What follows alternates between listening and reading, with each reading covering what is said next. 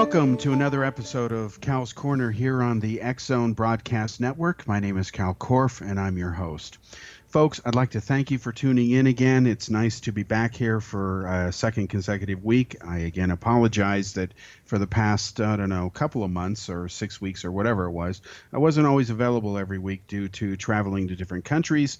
Couldn't make it work, but I'm back and expect to be on every week faithfully. And I'm really excited today about the show because we have a wonderful topic to talk about, one that has consumed the mass media and social media, both conservatives, liberals, and centrists, and that is the issue of President Donald Trump's recent comments allegedly made in a meeting concerning immigration reform. He supposedly called and referred to certain countries as being, quote, shithole countries or shithole nations, depending on whom you believe in the various accounts that have been provided about the meeting. Now, we have to keep in mind that there is no transcript of the meeting and there is no tape recording of the meeting, no video recording. Therefore, it boils down to he said, she said. But the whole issue of whether it is right or even racist to call any country a shithole country or nation, that's what we're going to talk about. And having been to 27 countries myself, I think I have some insight into the issue. Plus, I've been engaging people on Facebook, on my Facebook page at Facebook/cal.korff, which anybody can read, and you can see some of the back and forth that we've had there. So the executive producer of the show is the legendary Rob McConnell, and let's get into the main topic here, which, of course, is shithole countries. Now, American President Donald Trump has been widely accused once again of being a racist. These most recent allegations against him, as of the show, have been made by everyone from the mainstream media to various politicians. Now, the claim that Trump is a racist is not new. Get over it. It is not new. If anything, it is a charge that has dogged him since October 15th, 1973, when the U.S. Department of Justice, the DOJ, filed a lawsuit against him, his father, Fred Trump, and the Trump Management Company, which we'll just call TMC for short, for refusing to rent or negotiate rentals, quote, because of race and color, unquote, according to the Justice Department complaint against him. Now, back then, Donald Trump was the TMC's president, the Trump Management Corporation's president. The company controlled some 15,000 apartments in New York. Now, commenting on the DOJ's lawsuit, Donald Trump denied the charges, insisting that he was a racist, insisting that, quote, they are absolutely ridiculous. We never have discriminated, and we never would. There have been a number of local actions against us, and we've won them all. This is according to a direct quote that was from Donald Trump that was printed in the New York Times dated October 16th, 1973. Now, the DOJ's court case was eventually settled nearly 2 years later after Trump had countersued for $100 million. It was settled on June 10th, 1975, to the satisfaction of all concerned parties. There was no admission of wrongdoing by the Trump Management Corporation, and it agreed to provide for a period of 2 years a weekly list of all new vacancies that opened in its properties, and it would turn over that list to the New York Urban League's Open Housing Center, who would then refer potential renters to it for consideration of tenancy. The objective by the New York Urban League and the Department of Justice was to increase the number of black and Hispanic tenants or minority tenants in the Trump properties. Now, this wasn't the only time that Trump was accused of being a racist. To cite a few more examples, author John R. O'Donnell, the former president of Trump Hotel and Casinos in Atlantic City, claimed in a 1991 book that he co-wrote with James Rutherford titled Trumped, the inside story of the real Donald Trump, his cunning rise and spectacular fall, that Trump once infamously said, quote, black guys counting my money. I hate it. The only kind of people I want counting my money are short guys that wear yarmulkes. Now, this means Jews. A yarmulke is a round skull cap that Jews wear every day. I think that the guy is lazy, referring to blacks, and it's probably not his fault because laziness is a trait of blacks. It really is. I believe that. It's not anything they can control. Now, let's be honest, that is a racist, stereotypical statement. It is also factually nonsense. It's, as the Jews would say, bullschlacken, okay, which the American equivalent of that is BS. Look at athlete Michael Jordan. Would you ever accuse him of being lazy? No. Instead, the only way you could describe him is incredible, brilliant, wonderful, fantastic, one of a kind. Look at all the black sport athletes. Are they lazy too? No. They're incredibly skilled, unique, wonderful human beings. So the idea that all blacks are lazy is racist. Let's be clear. Let's not mince words on it. Now, when Trump was pressed about his claim made against him in this book, Trump actually admitted to journalist Mark Bowden in the May 1977 issue of Playboy magazine. Trump said, quote, "The stuff O'Donnell wrote about me is probably true." Now, that's as close as Trump came to ever admitting that he made a racist remark. Then Trump immediately attacked O'Donnell and said the guy is an effing loser, an effing loser. And that's a quote. Now, in mid-October 1992, Trump lost his appeal in yet another incident against a judgment won against him by the state of New Jersey's Casino Control Commission's division. Now, this was of their gaming enforcement unit.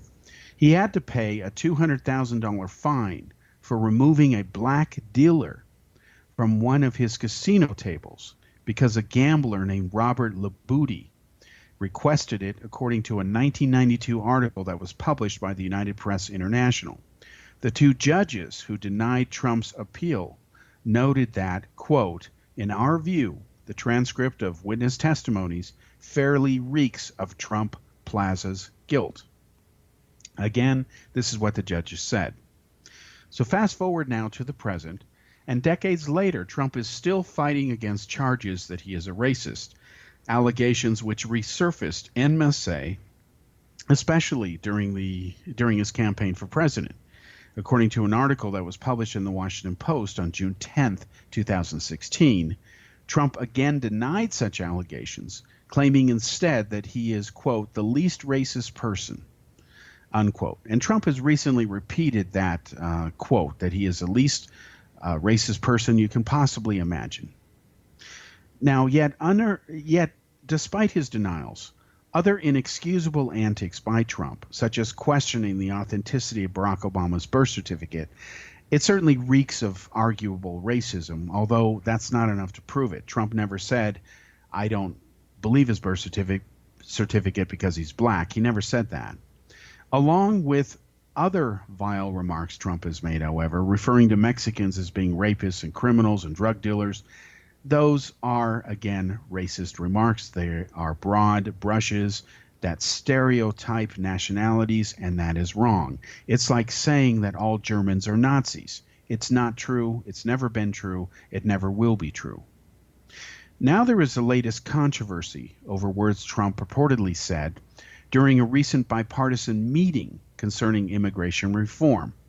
Democrat Senator Richard Durbin claims that Trump reportedly asked, quote, "Why are we having all these people from shithole countries come here?"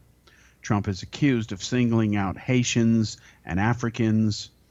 Durbin says, in part, that, quote, "As Senator Lindsey Graham made his presentation, the president interrupted him several times with questions, and in the course of his comments said things which were hate-filled, vile, and racist.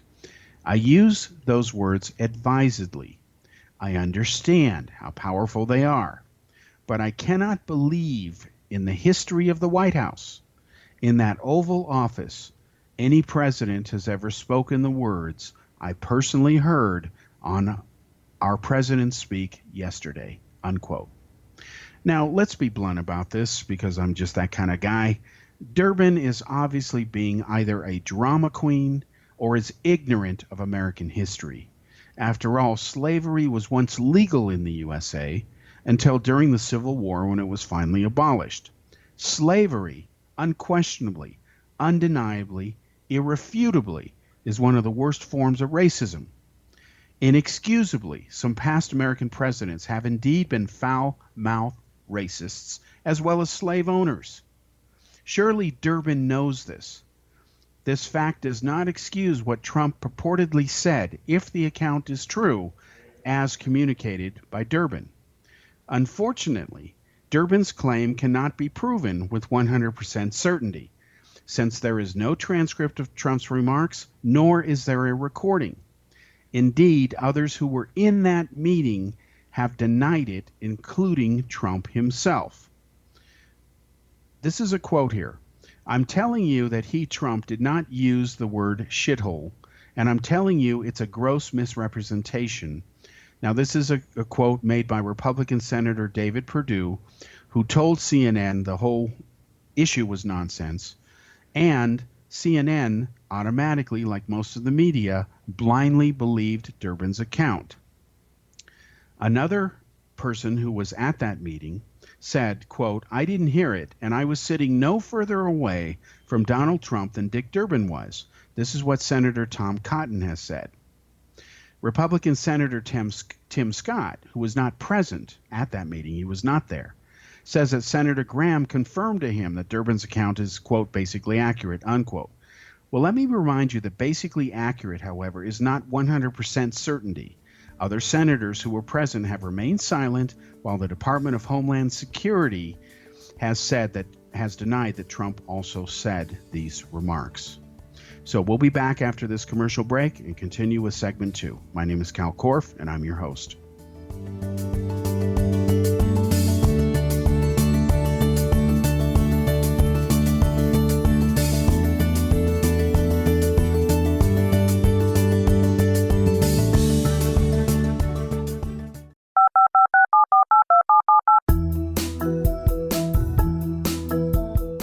Did you know that when you're on the road with limited data or Wi-Fi, you can still listen to the X-Zone Radio Show with Rob McConnell, The Science of Magic with Gwilda Wiyaka, X-1, Dimension X, Space Patrol, and every minute of the X-Zone Broadcast Network by calling 213-401-0080, courtesy of Audio Now.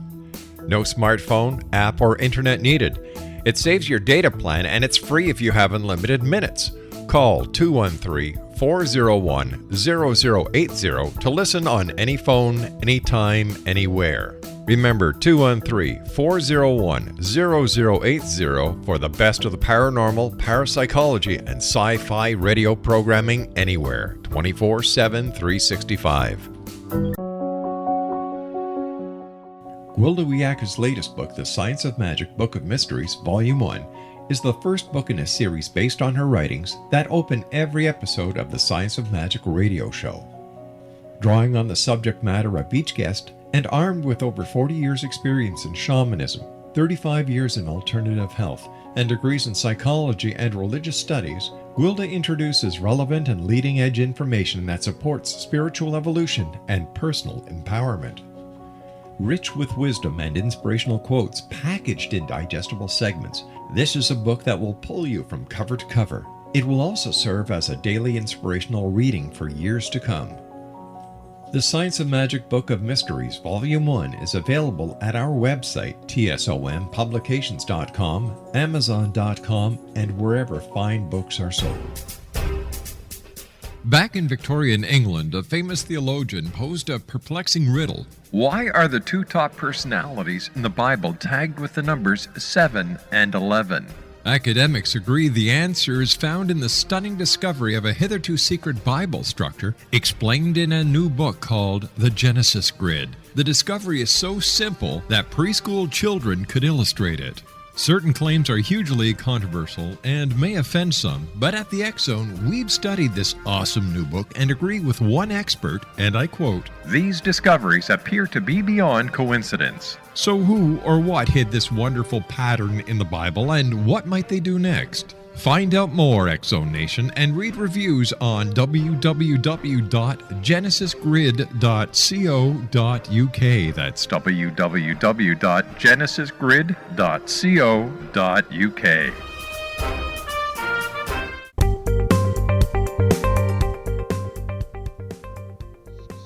Welcome back to segment 2 here on Cal's Corner. My name is Kal Korff, and I'm your host. The executive producer of the show, once again, is Rob McConnell. Now, let's review here, again, the serious charge that has been made by Senator Durbin against President Donald Trump. To review his words, Durbin says, and this is a quote, "As Senator Lindsey Graham made his presentation, the president interrupted him several times with questions, and in the course of his comments said things which were hate-filled, vile, and racist. I use those words advisedly. I understand how powerful they are, but I cannot believe in the history of the White House, in that Oval Office, any president has ever spoken the words I personally heard our president speak yesterday." Now, this is a very serious, powerful allegation against Trump. It's a very serious, powerful allegation against anybody. Doesn't matter who it is. But Durbin is not supported by other people who were in that room. Yes, Lindsey Graham more or less supports him, and according to a senator who claims he spoke to Lindsey Graham, said that Durbin's remarks are basically true.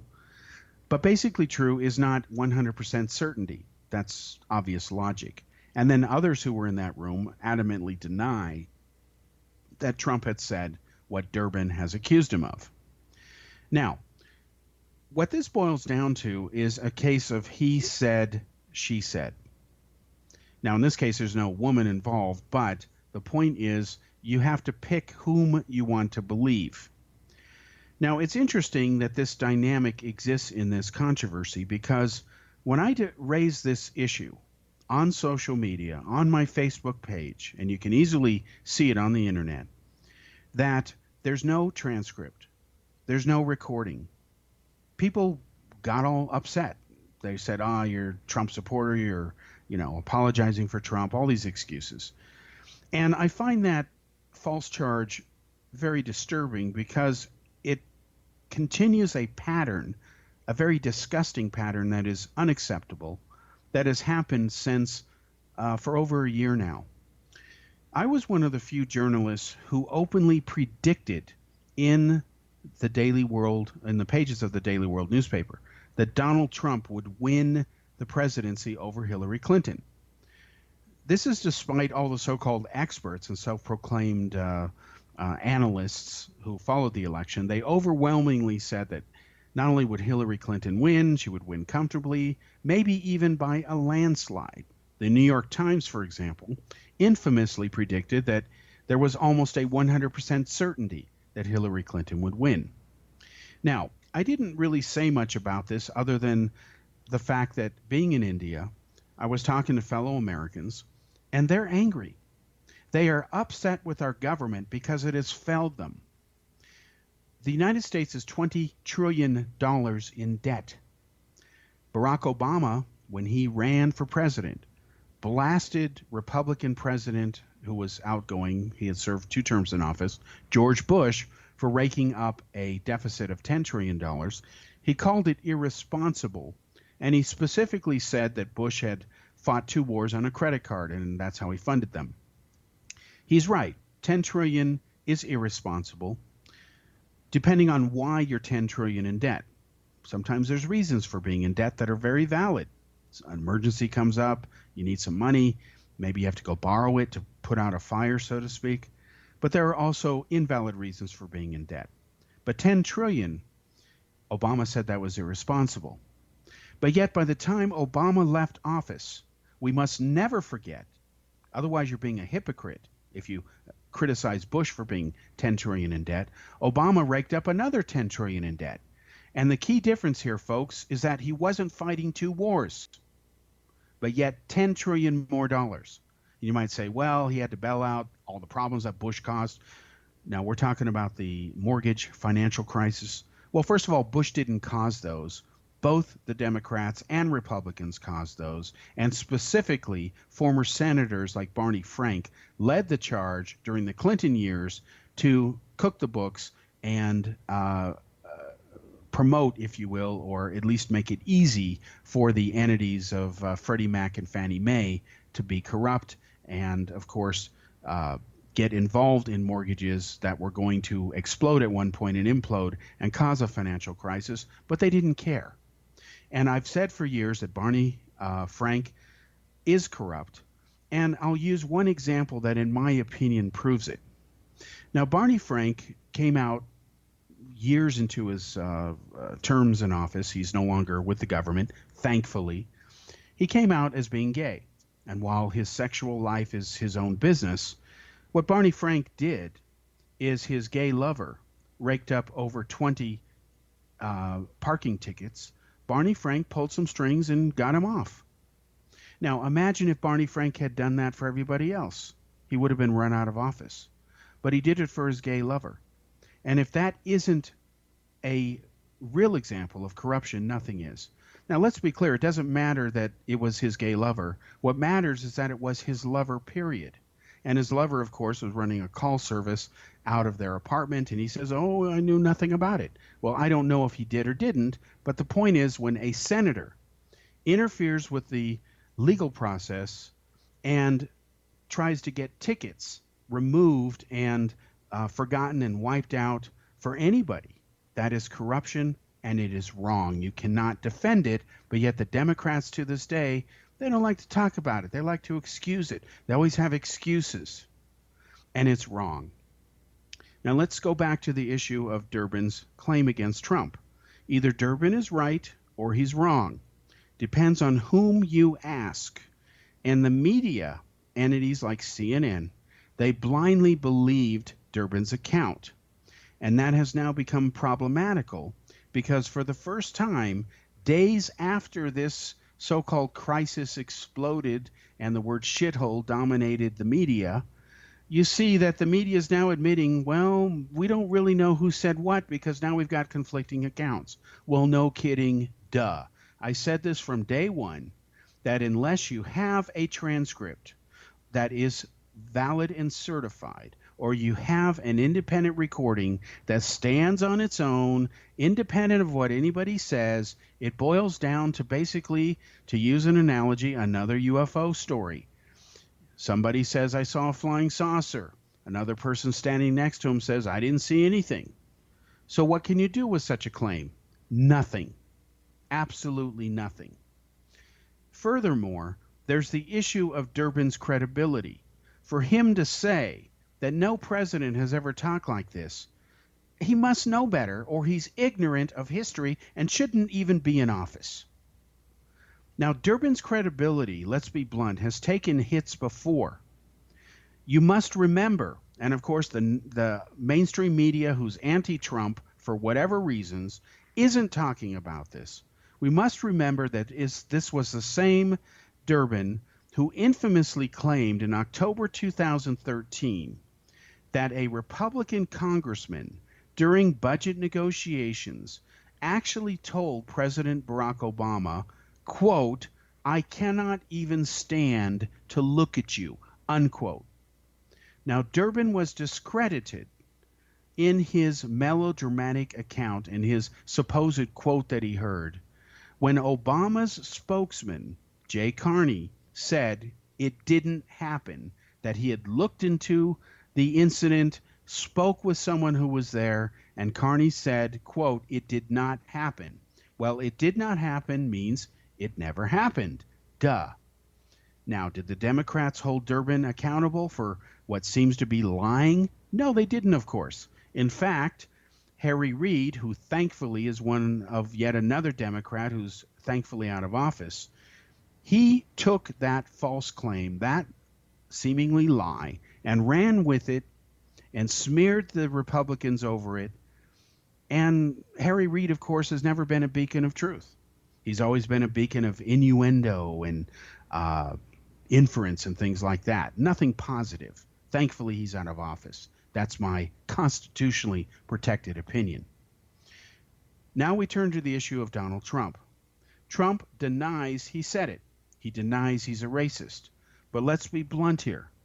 Trump's denial is also problematic, and I'll tell you why. It is beyond obvious that Trump does lie. He lies frequently. In fact, of all the people who ran for president in 2016, Even though he won the election, Donald Trump said more things that were false than all of the other candidates combined. That is not only inexcusable, it's shameful and nothing to be proud of. I mean, here you have Hillary Clinton lying about her email scandal. You've got Ted Cruz lying about all kinds of things as well because he's Ted Cruz, and Trump out-Trumped all of them. Now, the media and pundits have professed outrage over the controversy. They have a right to be upset over what happened, but the way they handled it wasn't always the best way. Instead of being responsible journalists and saying that Trump supposedly said, allegedly said, purportedly said, they claimed Trump said. It's a slam dunk. It's a done deal. It is a proven absolute certainty, and that is simply not true. And now, after they have spent days blanketing the airwaves and the print media and the social media with their broadcasts, making this allegation against Trump, some of them are starting to use the word alleged or purported because the whole claim has been weakened a bit by the other people who were in the room saying it never happened, and we ultimately don't know. Now, we'll come back in a moment after this commercial break, and we'll continue and wrap up this subject of the shithole controversy. My name is Kal Korff. I'm your host. We'll be back.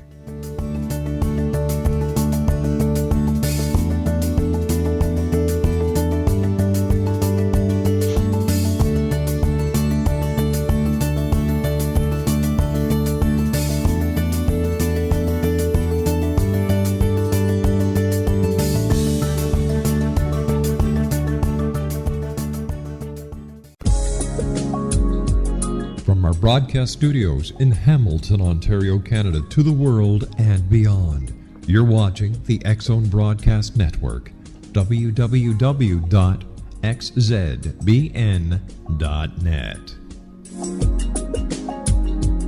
AVS Media Den.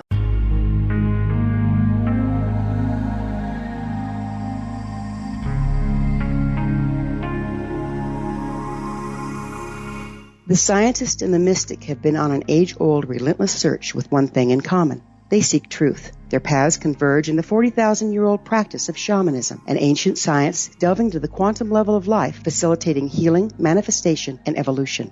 I'm Gwilda Wiyaka, the founder and director of Path Home Shamanic Arts School, a unique Colorado State certified occupational school, training shamanic practitioners and teachers. We also provide classes for empowering personal lives through shamanism. Our certification classes are in week-long segments enabling international participation, and online classes and long-distance shamanic healing sessions are available. Come discover the science of magic in the limitless world of shamanism. www.findyourpathhome.com.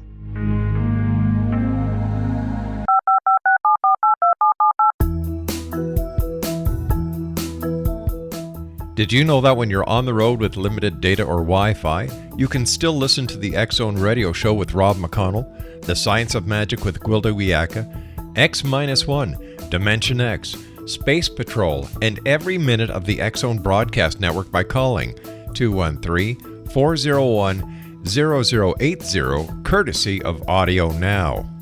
No smartphone, app, or internet needed. It saves your data plan, and it's free if you have unlimited minutes. Call 213-401-0080 to listen on any phone, anytime, anywhere. Remember 213-401-0080 for the best of the paranormal, parapsychology, and sci-fi radio programming anywhere, 24/7, 365.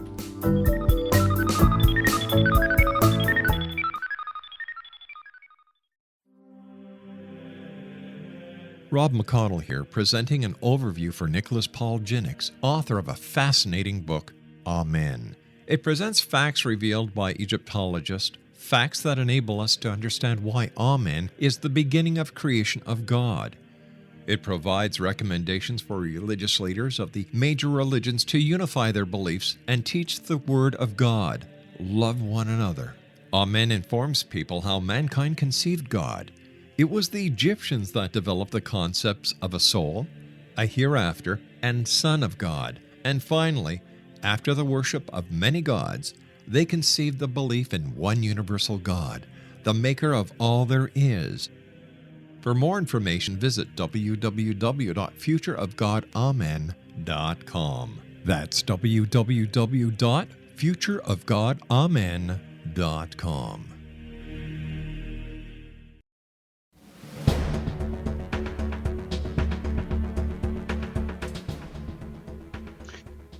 Welcome back to segment 3 here on Cal's Corner radio show on the X-Zone Broadcast Network. My name is Kal Korff, and I'm your host. Now, to pick up where we left off, Donald Trump, President Trump, has denied that he said what Durbin claims. But let's be honest, Trump's denial, again, is problematic. We have no idea if it's factual or not, because Trump does not have a good track record of telling the truth. As I just said in the previous segment, it is beyond question that Donald Trump, of all the people who ran for president in 2016, told more lies and falsehoods than all the other candidates combined. Trump might deny that, but that would be yet another lie. I'm just being truthful with you. And I say this because I still get accused falsely by bozos out there, and I call them bozos because I think scientifically that does describe them where it concerns this charge against me. I get accused of being a Trump supporter when I'm not. I got news for you guys. I've never voted Republican. I never will, as far as I know. I also don't support the Democrats because in the late 1990s, I quit the Democratic Party. I quit being a Democrat because as far as I was concerned, the Democratic National Party has sold out to big business. And I blame both parties, the Republicans and Democrats, because they're the only two parties that have been in power, for causing almost all the problems that the great country of the United States, I'm an American, has been suffering and enduring through. The United States is imploding. Let's be blunt about it. The gap between the rich and poor is getting only bigger. And it's not just in America, it is globally, it is worldwide. I have seen this in many countries. I've even seen it, of course, in India. We must remember that as of this show, about 1% of the world's wealthiest people own about half of the world's wealth. Are you going to tell me with a straight face, with any credibility at all, with any logic, that this is a recipe for success? No, it is a ticking time bomb, and that time bomb is indeed ticking. The middle class of the United States has been shrinking for decades now. This is a fact. It is independent of George Bush or Barack Obama. It shrunk under Obama, it shrunk under Bush. It continues to shrink. Is that a recipe for success? No. In fact, yesterday, there was a story in the news that the Golden State of California, which is one of the largest top 10 economies in the world, now has the largest amount of poverty of all the states in the United States. Now, I was born and raised in California, but now you have more people leaving the state than entering it. And again, this is a recipe for disaster. America cannot continue on this course, even if it wasn't 20 trillion in debt. What's going to happen is things are going to get worse before they have any chance of getting better. This is not only true with the United States, it pretty much is with most of the rest of the world, because it is a global community, meaning that things that can happen in one country often affect the rest of the world, or at least some other countries around the planet, because again, we have this integrated economy. So if things suddenly go bad in China or India, it does affect things in the West because of manufacturing and cross-business deals that happen with these global companies. So when the left-wing, lamestream, la-la liberal media, as epitomized by networks like CNN and MSNBC, went all ballistic and called Trump a racist over what he said, even though they couldn't prove he really said it. Now, that little caveat there doesn't matter to them. Some of these bozos even started resuming calling Trump a Nazi. And when people play the Nazi card, that's a big red flag. And let me explain it in simple logic for you. To call anybody a Nazi, you better be damn careful. In the case of Trump, you're lying. And the logic here is beyond obvious. Even if you don't like Trump and you don't support him, and I don't, he's not a Nazi. And I'm a Jew, by the way, so I think I kind of know a little bit about the subject. And I certainly know about history. I was a top A-plus student in history, got several awards in it. I even wrote reports in high school that were hundreds of pages in length, asked my teachers. Trump is not a Nazi. He can't be. Wake up. Stop the hatred. The very things you claim you're against. Trump's daughter is a Jew. His grandchildren are Jews. How many Nazis do you know of that have a Jewish daughter and Jewish grandchildren? Name them. You can't. And Trump is unquestionably pro-Israel. Haven't you been paying attention to the news? Recently, he caused a controversy by saying that Jerusalem was the eternal capital of Israel, and he's moving the U.S. Embassy there. That's a pro-Israeli, pro-Jewish move. And he admits that Israel is for Jews. It is the Jewish state. Duh, hello.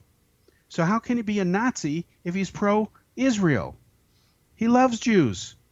He and Benjamin Netanyahu, the prime minister of Israel, are very good friends.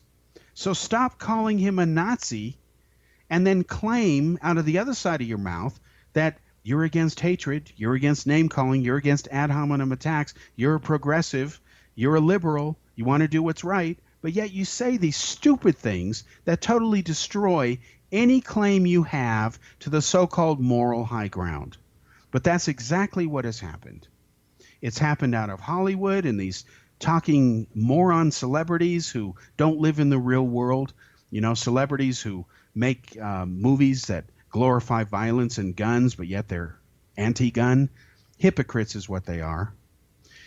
So let's now segue to the bottom line issue of what happens when you call a country a shithole nation.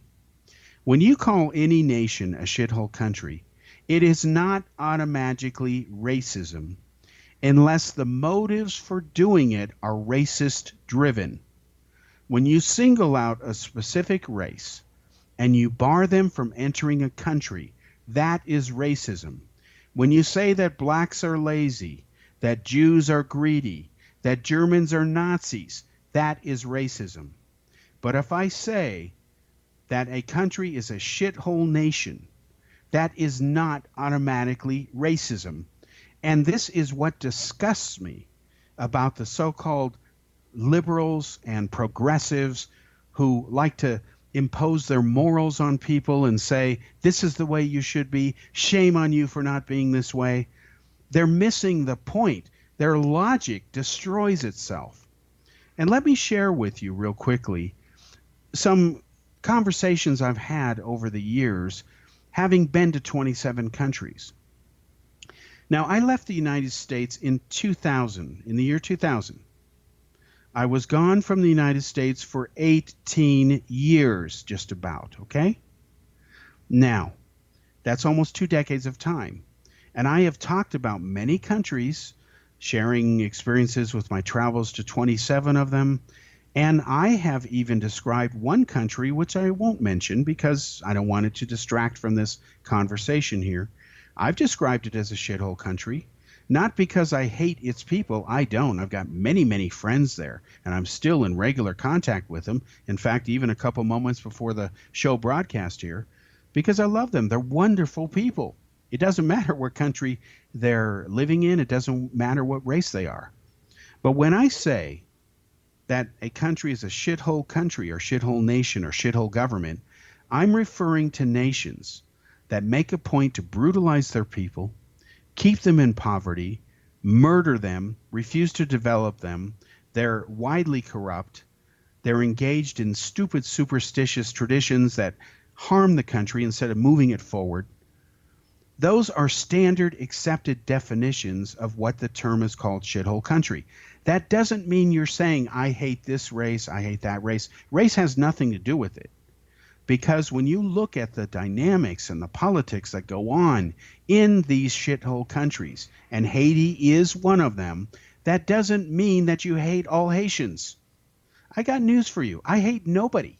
Nobody. I don't even hate bin Laden, and he killed two of my friends. I lost two friends in the terrorist attacks of 9/11 in New York.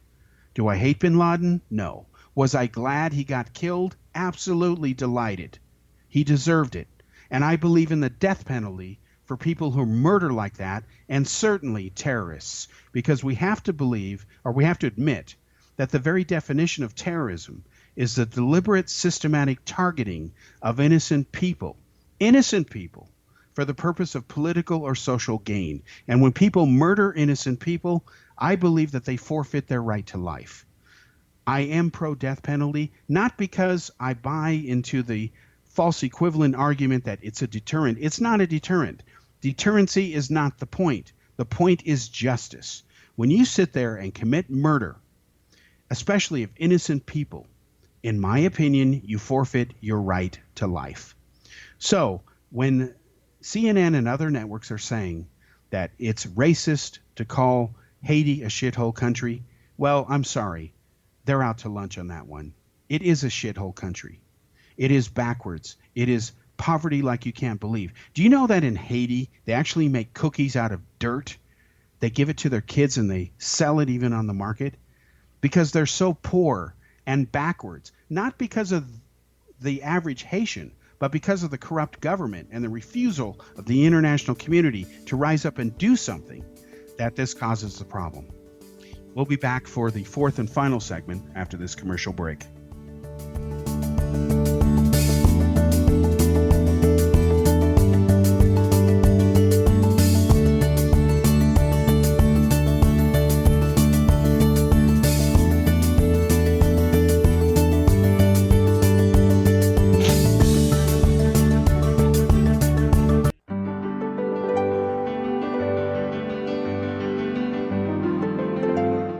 Named one of the world's greatest psychics, Elizabeth Joyce is now giving readings worldwide via Skype. Elizabeth Joyce is recognized for her clairvoyant ability to help find missing persons, her analysis of dreams, past life regression work, mediumship, and her accurate predictions. Elizabeth has been a frequent guest on the X-Zone radio show with yours truly, Rob McConnell, now for several years. For an appointment with Elizabeth Joyce, call 201-934-8986 or Skype at elizabeth.joyce. And for more information, you can always visit Elizabeth Joyce online at www.new-visions.com.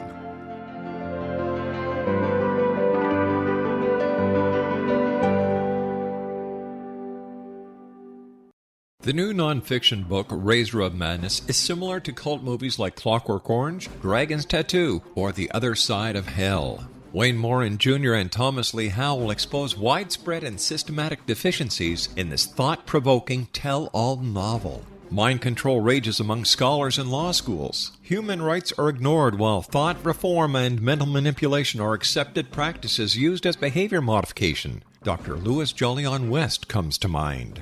Media and public scrutiny shows that United States mental hospitals are in fact destructive murder industries. Razor of Madness expose novel details this epidemic through an in-depth professional and personal investigation. For decades there has been a revolving door policy that still releases killers and pedophiles back into society. The maestro of mind control continues to haunt America to this very day. Razor of Madness is available in paperback or as a downloadable ebook at Amazon.com. I'm William S. Peckham. If you enjoy a good mystery with a touch of the paranormal, then you'll love my novel, From Out of the Woodwork. It's the story of a young Toronto contractor, Sean Kennedy, who buys derelict homes, guts them, and turns them into multifamily dwellings. Slums just waiting to happen. When Sean buys 29 Livery Lane, the house fights back. Former owners unexpectedly come out of the woodwork as he starts the destruction. The apparitions come to him when he touches old books, reads hidden letters, rummages through old boxes, finds a locket or reads a discovered manuscript of a murder mystery. From Out of the Woodwork will take you from 1899 to the horror of the World Trade Center, September 11, 2001. Check out From Out of the Woodwork on my website, www.williamspeckham.com.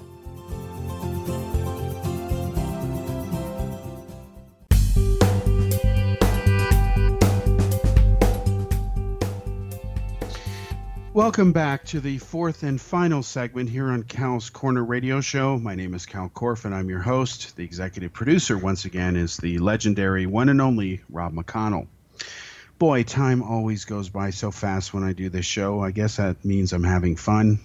Supposedly, time goes by when you're having fun. At least that's been my limited life experience.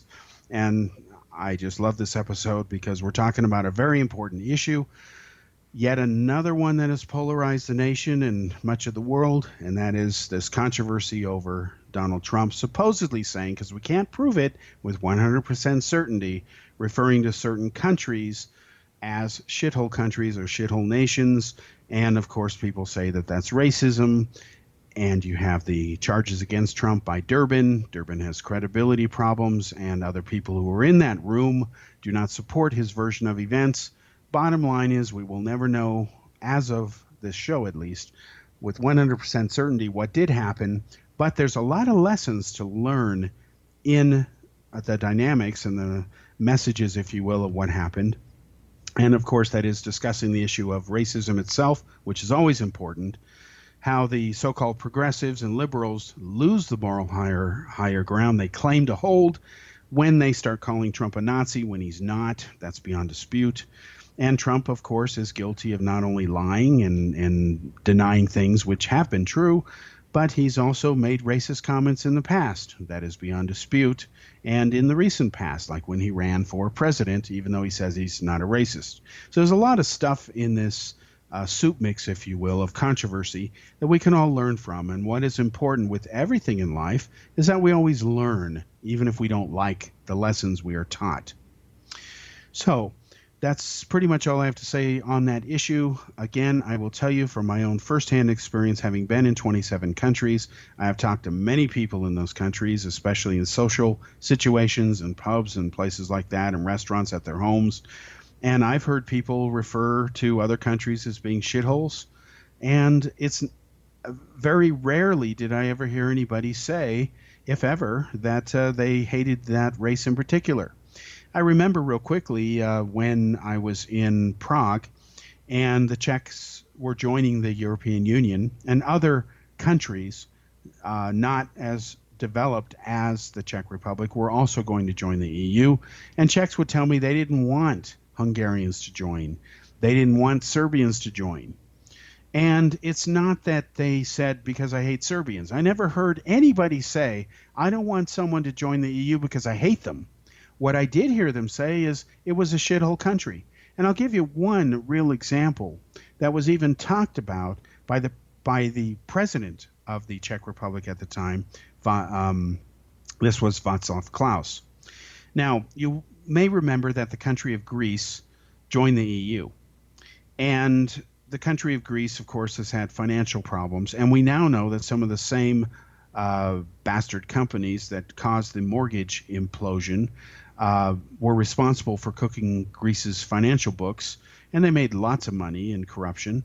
And Greece was not really ready to meet the criteria of joining the EU, but Germany, France, and working with financial houses in New York, again, some of the same entities that were allowed to get away with helping cause the mortgage financial crisis, and then were later bailed out by the Obama administration when they sold out to those financial interests in Wall Street. These are some of Hillary Clinton's buddies, because Obama was the new kid on the block at the time, but Hillary Clinton wasn't. And you see that President Klaus had said, we're not going to join the Eurozone. That is, we're not going to allow the euro currency, because if anything goes wrong with Greece, and something will, we as a small country will have to help bail their fat out of the fire. We cannot afford it, and we don't want to do that. And he was widely criticized again for having that stance, even by the bureaucrats that live in ivory towers in Brussels. But yet he was right. Look what happened with Greece a few years later. They financially imploded. They're still not stable today. And he was right that they weren't ready for prime time. Now, did Klaus say, I don't want to join the Eurozone because I hate Greeks? No, he never said that. He was pointing out that the country was not ready, and it would be foolish to try to do this when you're not ready. Duh, hello. And he was right. And I remember talking to several Czech friends in pubs, because pubs is where a lot of people in Europe get together and just hang out and be friends. It's everywhere in Europe. I never heard a single person say, I don't want to do this because I hate Greeks. No, they were talking about the government, how corrupt it was. Not the average Greek person, but the government, the standard of living, the poverty, the unemployment. Those are government-related caused things. And that exactly is the key difference here that was lost on all the people who stormed and rushed to attack Trump, who are, let's be honest, just looking for the latest excuse to attack him because they hate him. And yes, he is a polarizing figure. And he doesn't mince words, and he shoots from the hip, and he's not always right. He often gets it wrong, but he is what he is, for better or for worse. Now, let's segue to a different topic real quick to end this show. Recently, Israeli Prime Minister Benjamin Netanyahu visited India, and India and Israel signed several deals to increase further economic cooperation and to go ahead and agree to do several things, including, believe it or not, engaging in joint research to study homeopathy medicine. Now, I will tell you as a Jew and with many friends in Israel, Israelis are shaking their heads over that because Jewish doctors will tell you, almost to a man and a woman, that homeopathy is unicorn science. It's BS, it's fraud, it doesn't work. It relies on the placebo effect. And India, unfortunately, is ranked a dismal 154 out of 195 countries in the Healthcare Access and Quality Index because millions of Indians die each year, or actually I don't know what the exact number is, I'll be honest with you, in part because they never get valid scientific medical treatment. It's either not available to them or they're passed off to some homeopath who gives them something that isn't going to work. It can't work. And then the person dies because they never were treated the proper way. And this is because India, while it may be the world's largest democracy, is, we have to admit, also the world's most superstitious country and the most corrupt democracy on the planet. So while Indian politicians are all gaga now over the recent joint agreements signed with Israel during Prime Minister Benjamin Netanyahu's visit, which covers everything from fighting against terrorism to making movies, one of these joint ventures that was inked has the Israeli scientific community shaking their heads in disbelief, smiling to their Indian counterparts politely out of consideration for the larger issue of increased economic and development ties between the two countries. In other words, put another way, it's pure politics, nothing else. So the issue has to do with a form of undeniable quackery called homeopathy. Israel and India have now agreed to form a joint research team to scientifically study homeopathy medicine. Now, again, there's only one problem with this objective. Calling homeopathy medicine is like calling a dancing unicorn a car, and unicorns, of course, don't exist. Now, while India is certainly the world's largest democracy, as I've said, it's also the largest corrupt democracy, and it is the largest superstitious nation on earth, these two latter facts are nothing to be proud of. So I predict that whatever this new joint research team ends up doing, it will never prove scientifically that homeopathy really works. The reason for this is beyond dispute and couldn't be more simple. Science decades ago, when I was in high school, did proper due diligence on this issue. Homeopathy is not only a fraud, it is largely the equivalent of sugar water and again relies on the placebo effect. Now, Israeli scientists, as well as countless others in the West, again, long ago proved that homeopathy not only doesn't work, it cannot work. The reason is obvious basic logic, 101. When a substance is diluted down to nothing, nothing means nothing, period. Nada, zero, nothing is nothing. Now, just to cite one example, if you're upset that I'm claiming homeopathy is a fraud, and it is, you might want to know that Australia's top scientific body reviewed about 1,800 supposedly scientific papers on homeopathy. About 230 odd of them were done rigorously enough to where they could be peer-reviewed. And their conclusion couldn't be more clear. It's a fraud. Their conclusions have also independently been backed up by still more studies going back decades. Now, Israeli doctors know that homeopathy doesn't work. India, once again, is wasting money that would better be spent elsewhere, grounded in reality. But unfortunately, as long as India remains absurdly superstitious, stuck in Stone Age thinking, so will its politics remain. This is obvious. Now, if you don't believe me and you're someone who naively believes in homeopathy, just go ahead and Google any of the scientific studies that show that it doesn't work. And if you can disprove them, and I would challenge you to try, you will probably get a Nobel Peace Prize because you'll make a breakthrough that will truly transform humanity. Well, you'll have to forgive me if I don't hold my breath until that moment happens. I couldn't hold it that long. It's not going to happen. It's like trying to say that astronomy is astrology. No, it's not. They're two very separate things. Now, thanks for joining me on this episode of Cal's Corner here on the X Zone Broadcast Network. Next week, next show, we're going to talk about how the gay community is using Hollywood movies and other subtle tactics to try to permeate our culture and convince even young children that being homosexual is okay, that it's normal, and a bunch of other stuff that isn't really grounded in facts. And without judging it, we're going to stick to facts. I want to be clear on that. But we'll show you some surprising places where this creeping movement, these subtle subliminal advertising gimmicks are being used. And in my opinion, it's wrong no matter what the cause is involved. In this case, it's homosexuality. My name is Kal Korff. I'm your host of Cal's Corner Radio here on the X Zone Broadcast Network. Thanks for joining me. I'll see you next week at the same time. Take care.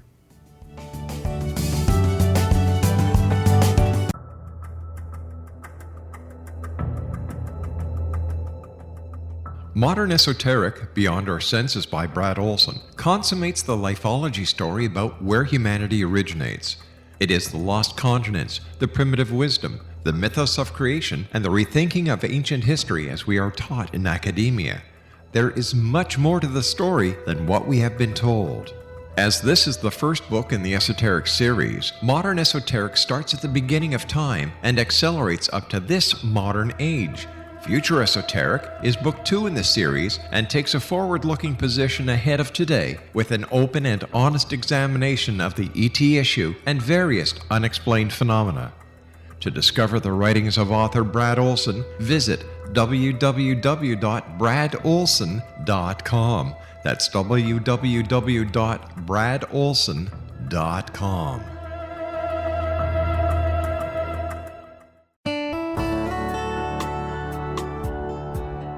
Are you or is someone you know struggling with addictions, depression, anxiety, relationships, low self-esteem, lack of confidence, grief, success, and prosperity?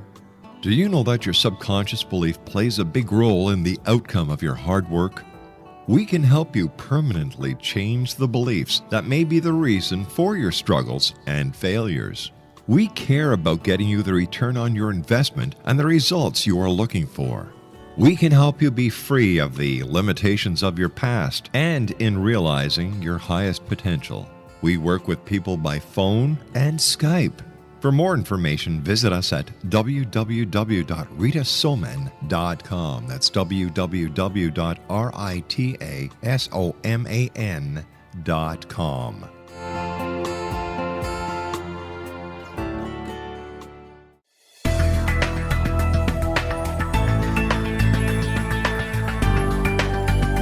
Do you think you have energy problems in your home? Do you feel better when you're away than when you're home? Joey Korn is a global leader in the world of dowsing who specializes in personal energy clearing and space clearing.